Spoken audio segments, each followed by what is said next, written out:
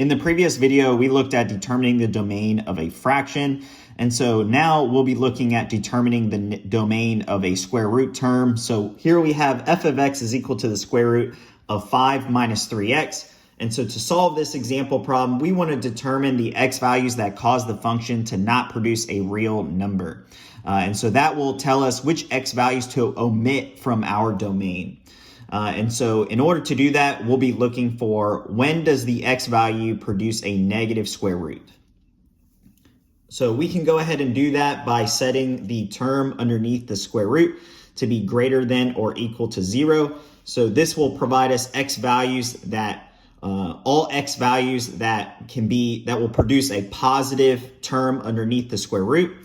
And so we can do that by simplifying this inequality by moving the 3x over to the right hand side and then dividing by 3. And so we get 5/3 is greater than or equal to x, or x is less than or equal to 5/3.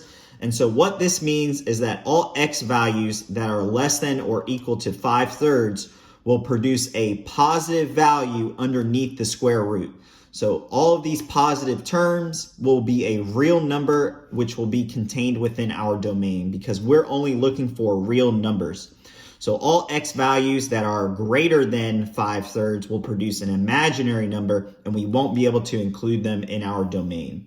And so our domain will be all x values that are less than or equal to 5/3.